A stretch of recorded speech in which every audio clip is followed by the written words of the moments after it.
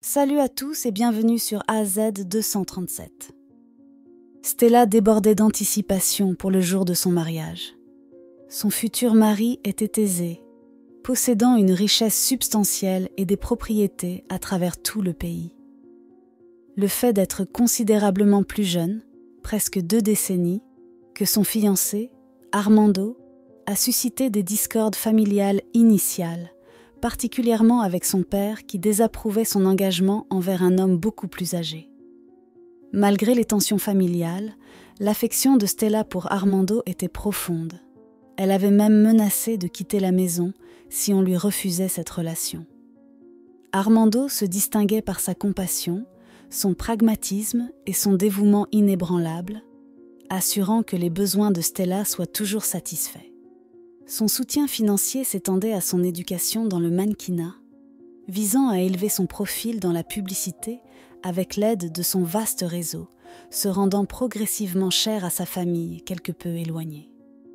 Sa présence apportait une semblance de tranquillité aux dynamiques familiales autrement chaotiques de Stella, gérant les finances de la famille, aidant dans les besoins médicaux de sa belle-mère et établissant des limites avec son beau-père.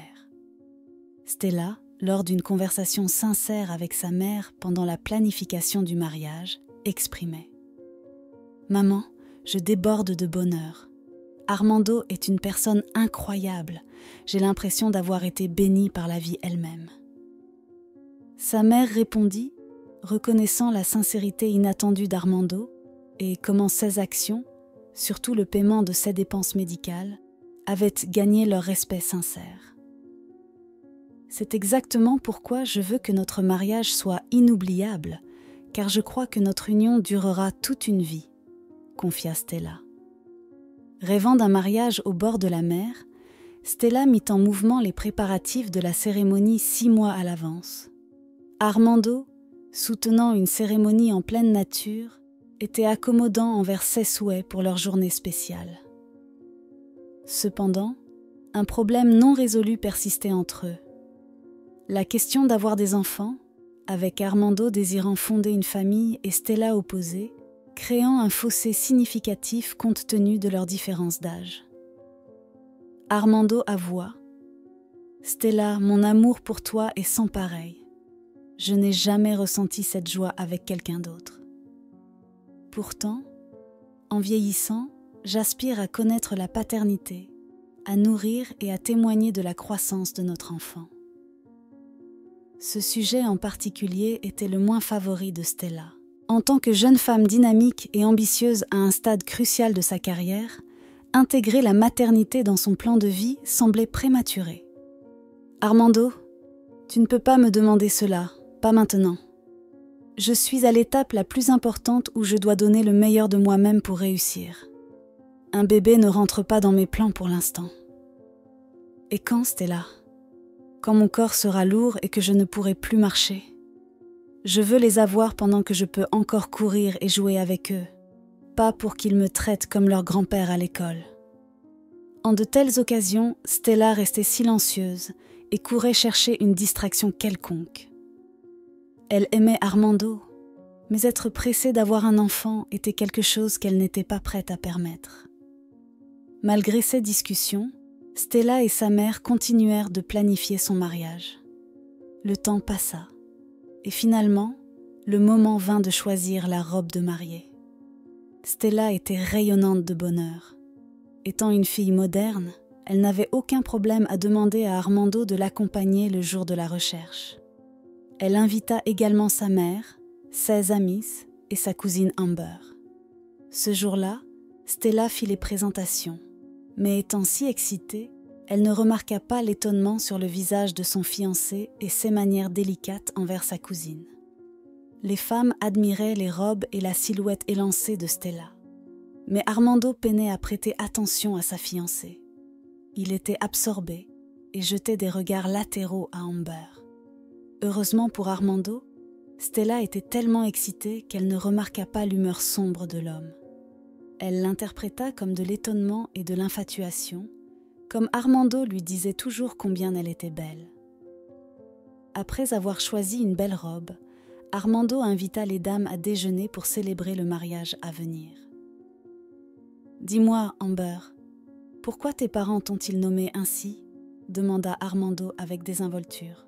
« C'est parce que ma maman aime vraiment les bijoux faits d'ambre, » répondit la jeune femme avec un sourire. « Je vois. Et quel âge as-tu ? Je pense que toi et Stella êtes à l'âge parfait pour conquérir le monde avec vos charmes. » Les femmes sourirent tandis qu'il embrassait délicatement la main de sa fiancée. « J'ai le même âge que Stella, monsieur Armando, » dit la jeune femme toujours en souriant. « Comme monsieur Armando, dans peu de temps nous serons de la famille. Vous n'avez pas besoin d'être si formel. » Le déjeuner se déroula naturellement. Stella ne remarqua rien de suspect, même quand Armando demanda à organiser une autre sortie avec sa cousine. Cependant, au fil des jours, et alors que son insistance à inviter Amber à certains des dîners familiaux grandissait, Stella commença à se sentir mal à l'aise. « Armando, pourquoi insistes-tu tant pour inviter ma cousine à la maison ? Je ne comprends pas ton obsession. » « Oh ma chérie, je pense qu'elle peut être un soutien pour toi. Tu as planifié le mariage avec tant de détails que tu ne sors presque plus avec tes amis. Tu as besoin de quelqu'un qui puisse apporter un peu de contraste à tes décisions pour le mariage, et je suis très occupée. » « Eh bien, tu as raison.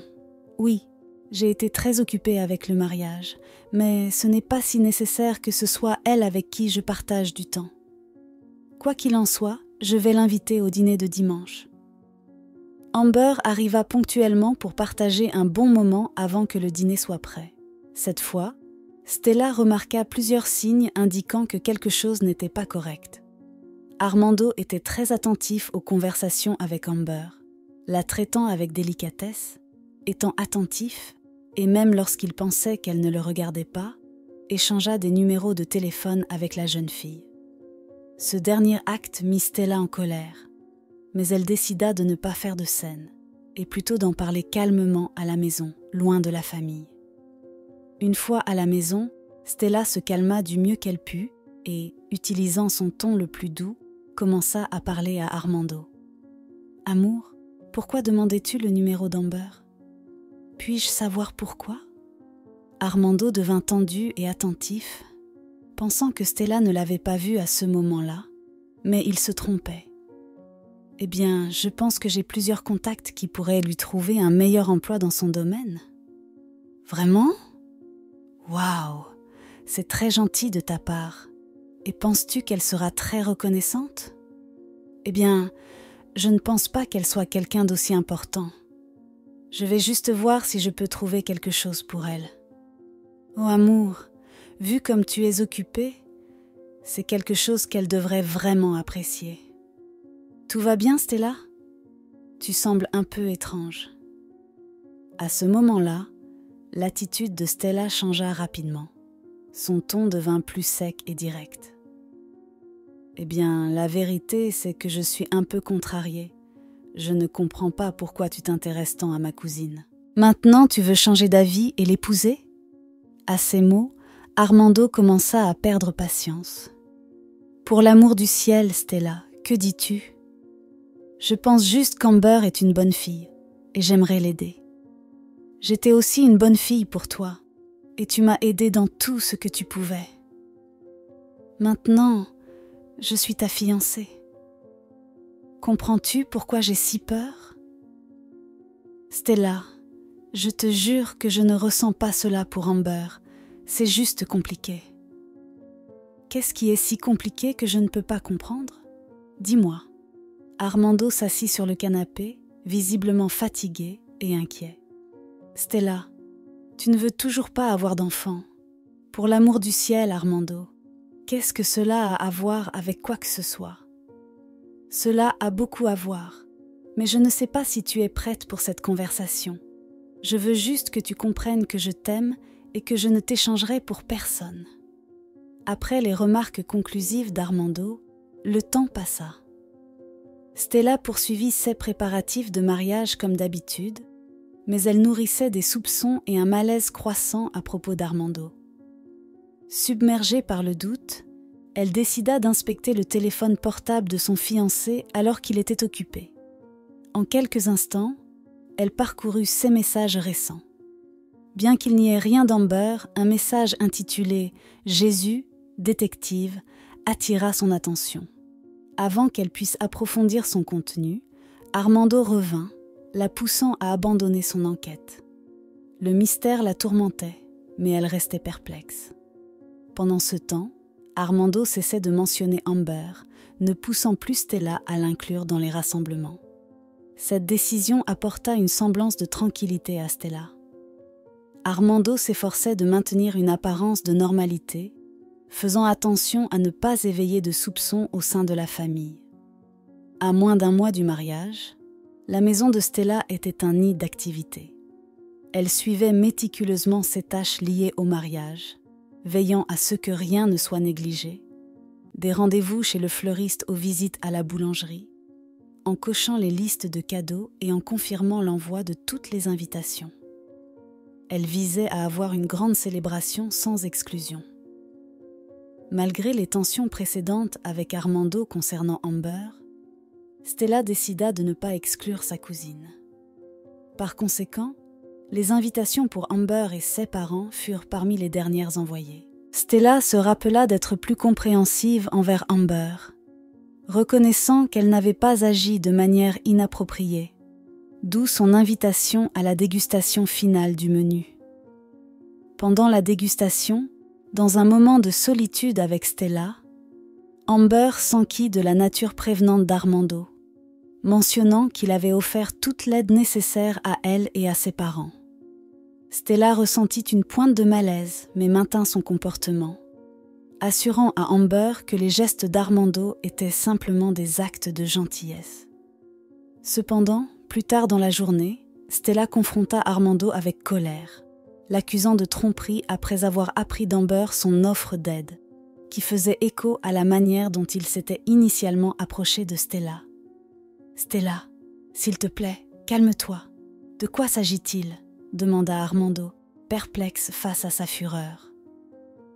Confronté aux allégations de trahison de Stella, Armando révéla une vérité choquante. « Ce n'est pas ce que tu penses.